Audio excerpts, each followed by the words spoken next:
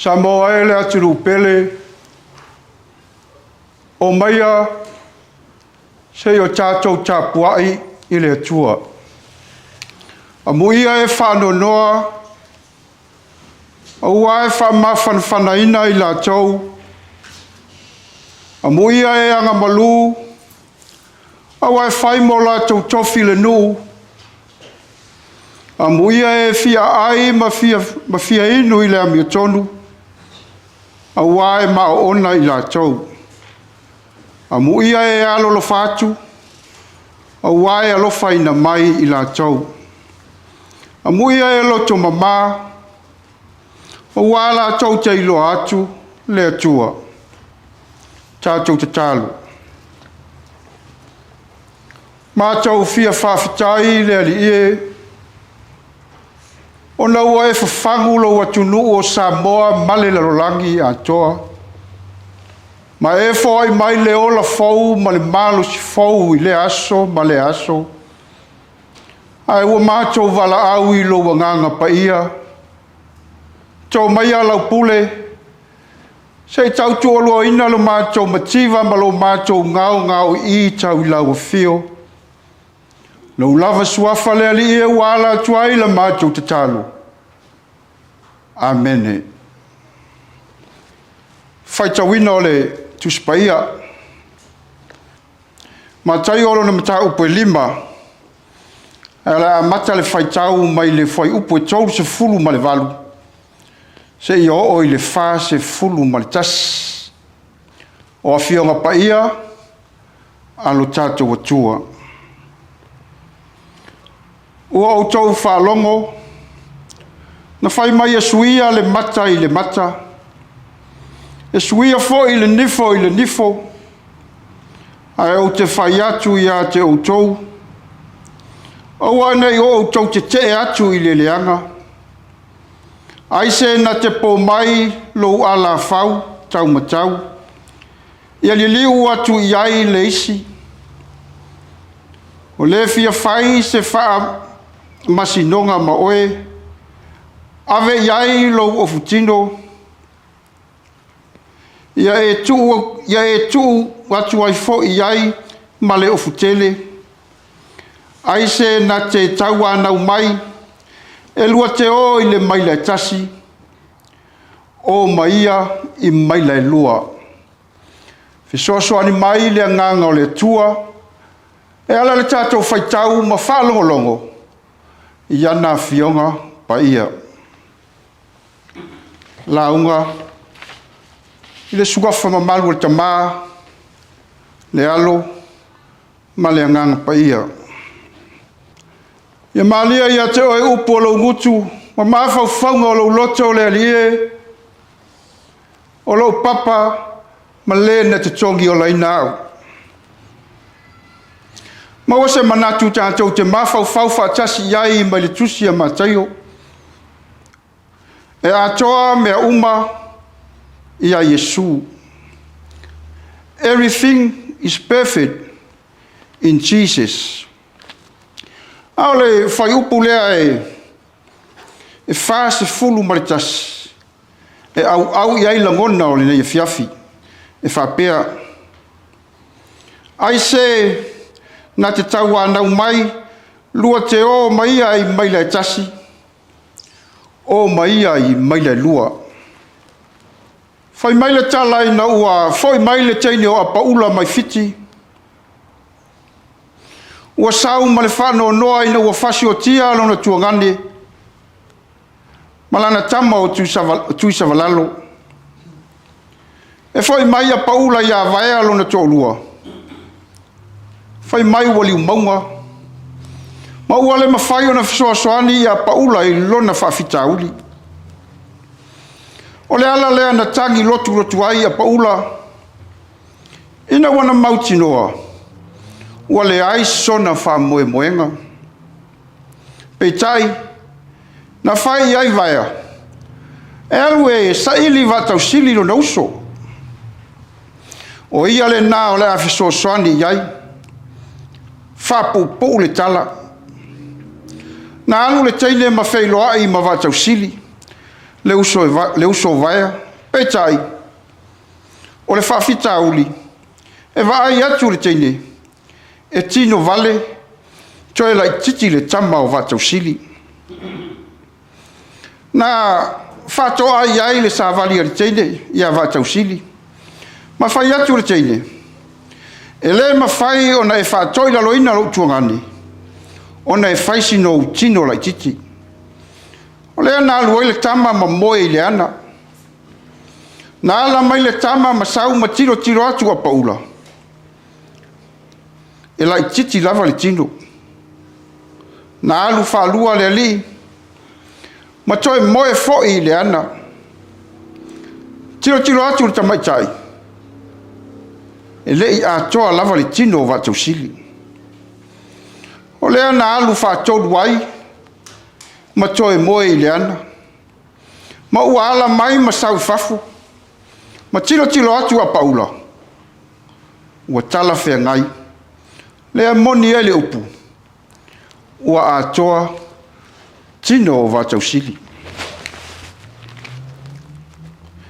o le tala lea sa tatou whaitawina o se vaenga o le launga whaamuia i Iesu i le monga o le vaenga lea o loo matua va ili le le iai e Iesu le winga o le tula fono mai le whenga inga tuai e pei o na wha mau popo e tai o le lotu i utaia ma la tau wha se ai ma fau whaunga o tangata o le tula fono o le suia o le mata i le mata o lo ta ua ai le tusia le vikito o lo mata upo e lua sifulu ma le wha fai upo se fulu ma le iwa se i o le fai upo e lua sifulu lea o lo wha pea mai a fai foi e fai atu se tasi i mea e leanga i le tino o le tasi e wha pei o na ia whaia a e wha pea lava o na whaia e ia te ia e suia le manua i le manua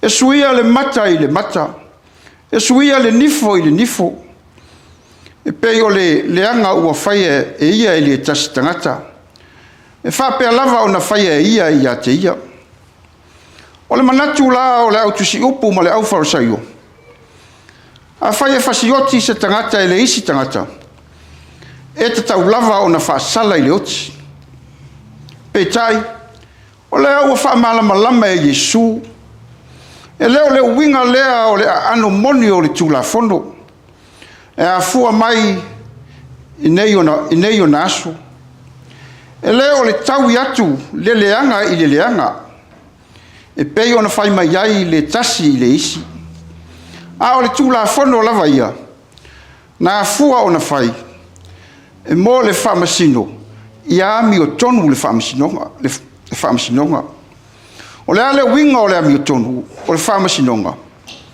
e le o le sui o le mata i le mata e le o le sui o le nifo i le nifo a ia fai le whamasino ma whaasalanga tala whengai ma le sori tula fono o lona winga ia fua le whaasalanga i le sori tula fono ua whaia a le whapea o le oti e toe tawi atu i le oti nea lava al pei o na atangia i le whaamasinonga i nei o naso le mea lea e pei o na fetala i ai i Iesu a wae ese umalava sori tula fono ma o lato whaasalanga o le whasi o te tangata e lua na whaamtalaina o le whasi o te tangata whaamoemoina ma le whasi o te tangata pa iwalea a e lema whai la o na whaapea a oti le tangata o na o se mea ua mau e le i mawhauwhauina e whaapea o le a tau i le oti a wala o le a le whasi o tia le tangata pa iwalea i le fasioti o le tangata ua ngasala a o le fasiotia i le fasioti tangata whamoemoina ma o inala o le a whaina i loa le whai unga whai a le whaamasinonga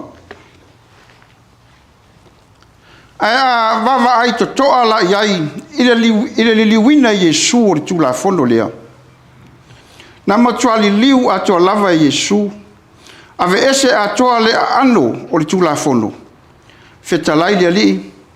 O te whai atu ia te o tau. Aua tau te te e atu i le leanga. O le upu te te e lea e pei o na tā ua. O le winga o le tau i atu. Aise o tau e po mai lo u ala fau tamatau. Ia li liu atu iai le isi. Ia o aina te mawhaia o na po mai lo u ala fau. Ai toi li liu iai le isi. Ia aise i longa ua leanga lo taulu. Peitai. E lea o le winga lea o le whetalainga Yesu. O le whaasalanga wha Israelu. A po mai e po i le tulilima. O lona winga e whailoa i o ala whau ma po na iwi o le tulilima. Sili atu la o na onga onga le tu ai ngā po lea. Lea la e whai mai Yesu. A whai e po mai oe i le tulilima. O le mea sili o na tinga. Ai se ala o le ato e tuu atu iai le isi pito e whea ngai ma le alufi lima. E o foi le oftino. A whai e mana o mai se tangata i lou oftino. Ave iai le ofutele. O le ofutele e pito i tutonu. Ai o le oftino e pito i fafo. A ave la le ofutino e tatala mua ese le ofutele. O na fatoa ave ese ai lea o le oftino.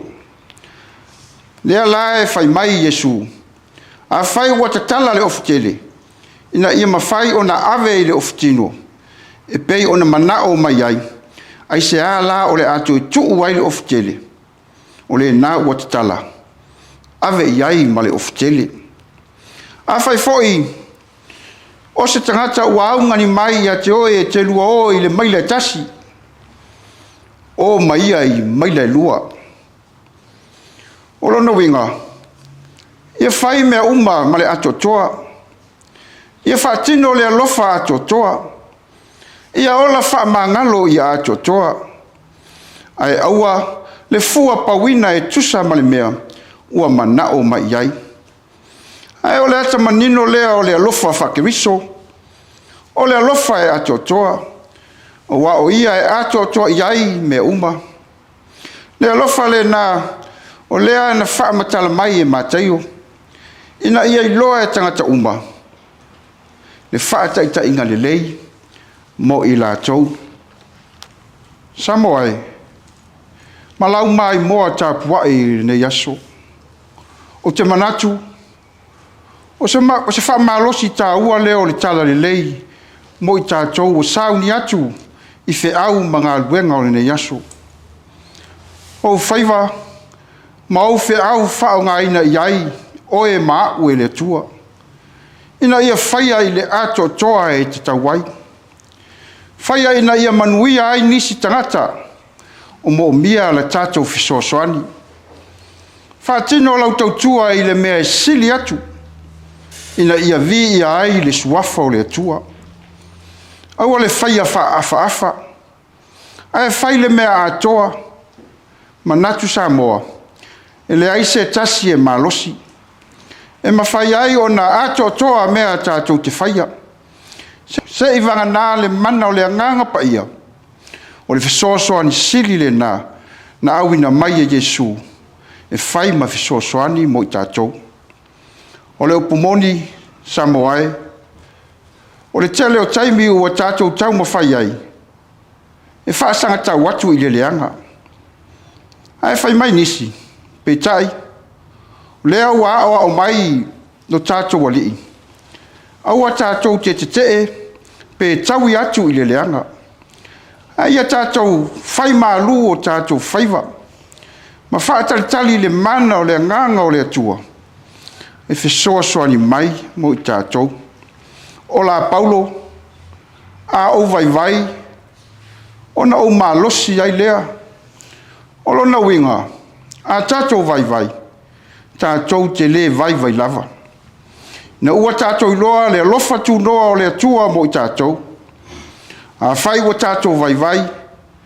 Ma ua tātou langona ina o lo tātou whaatawa. Sa ili le atua.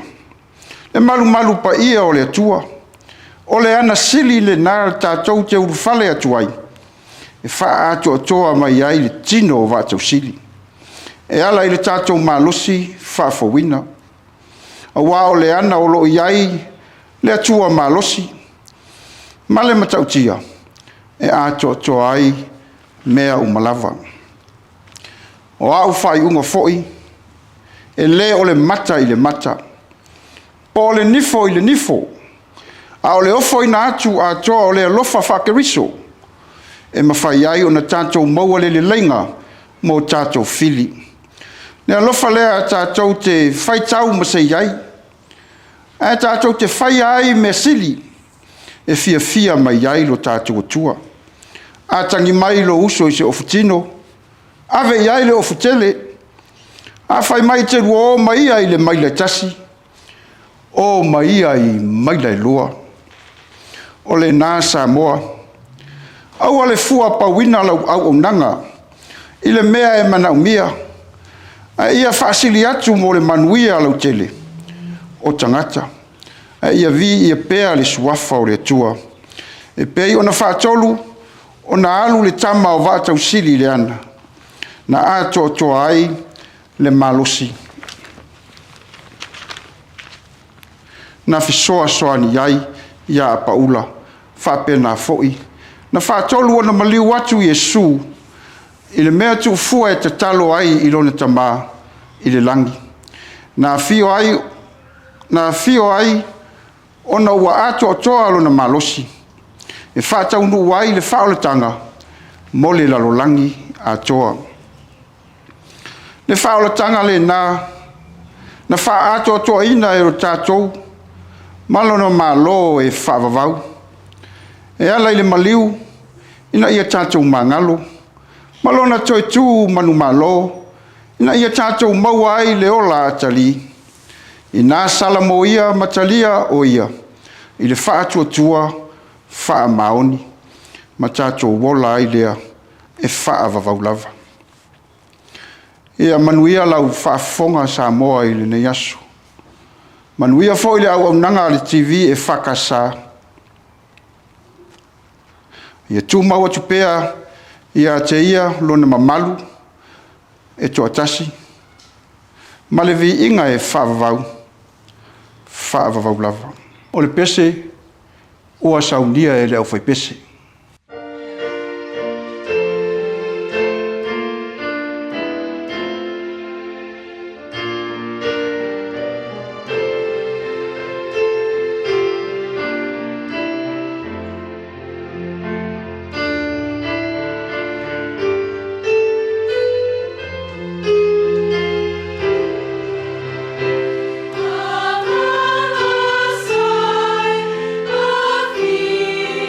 Oh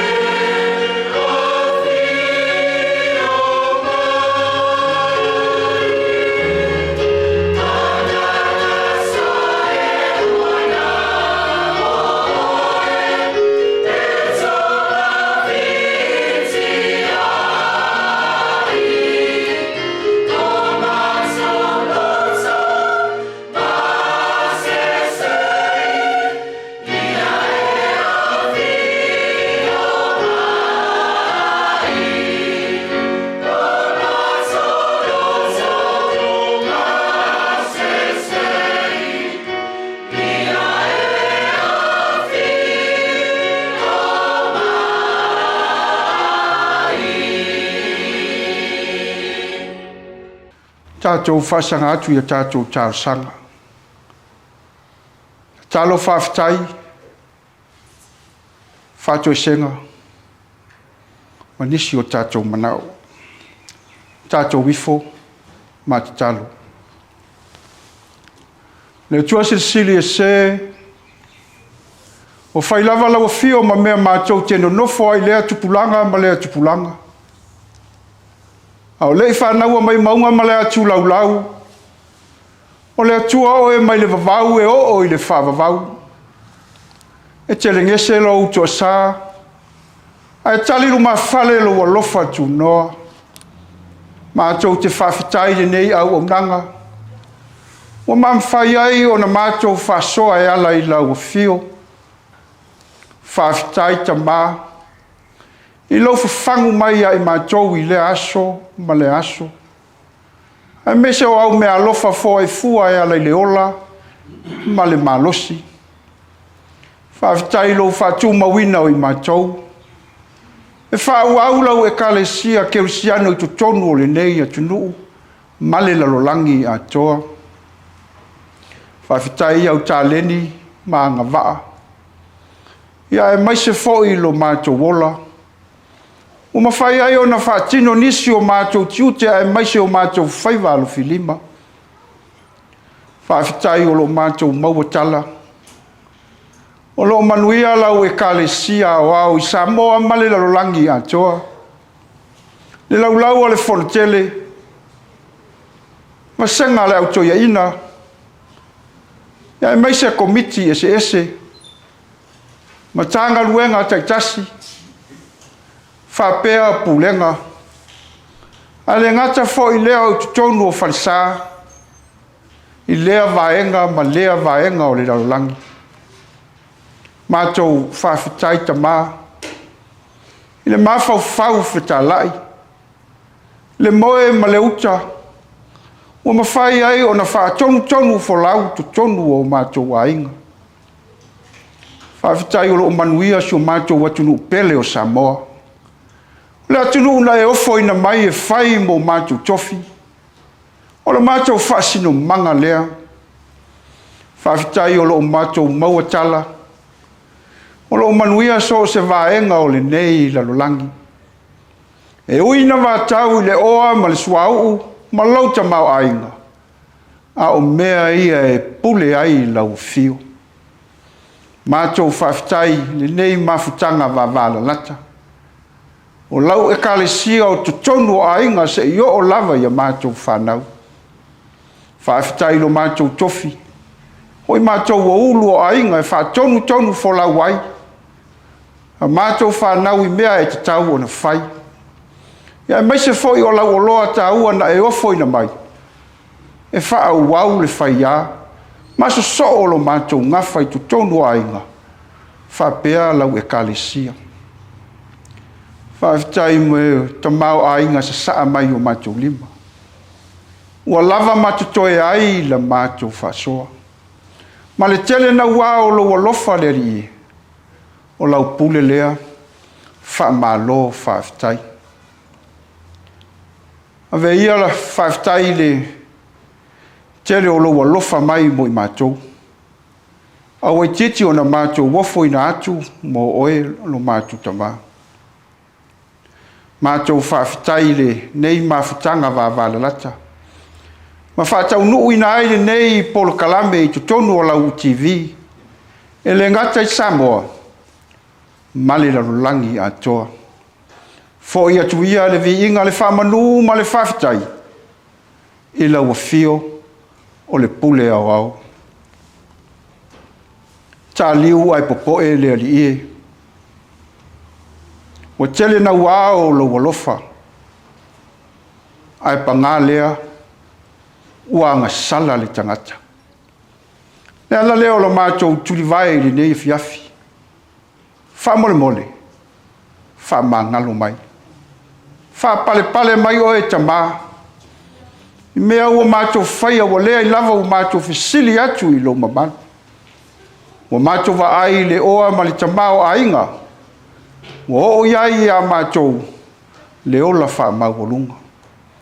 le ua matou valauai i lenei afiafi le alii faamolemole seʻi faamagalo i matou o le fanau agasala veia lou maliu ma lou tuetū manumālō ia matou manumālō faatasi ai ma oe i le ola e faavavau le atua o manuia o feaea o le a matou sulu i ai a o ai foʻi o le a matou fesili i ai ae ua matou valaau lenei afiafi tou maia laupule e ala i ou manuia seʻi e faamanuia mai lou atunuu pele o Samoa ma lana faiga malo seʻi e faamanuia mai i lau ekalesia aoao o i latou o loo taumafai e saʻili manuia ua se manuia o lau ekalesia mo nei mataeao manatua i la matou tatalo i latou o loo nofo pologa i so se vaega e o le lalolagi i lalo o le pule anisi ia iai lou filemu manatua foʻi o matou tatalo tamā ma tinā o lou atunuu o maua i mai ia iai lau faamalōloga le alii o a faamoemoega i totonu o lau ekalesia i so se falesā matou te tuu atu i lau afio e seʻi e fesoasoani mai manatua i le matou tatalo sio matou atunuu pele o Samoa o le atunuu e ofo ina mai e fai o matou tofi mo matou lau eleele ia iai iou manuia faapea foʻi le tapuaʻiga a matua i so se vaega o le lalolagi ia o loo manatua mai i matou ia latou talosaga tele na ua o matou manaʻo le alii ae matou te ofo ina atu faatasi mo matou tagata faatauvaa e fai ai lou lava finagalo ae aua lava o so matou faatau anau aua lava neʻi iā teʻi matou le alii aua lava neʻi iā teʻi matou ae foʻi atu pea i lauafio lou mamalu lou filemu ma le pule aoao ia tumamai pea i o matou luga ma luga o lou atunuu pele o Samoa ma le lalolagi atoa le alofa sisili ese o oe le atua le tamā ma le mafutaga fai pea ma lou lava agagasā e amata atu nei seʻi oo i le faavavau lava amene ma amene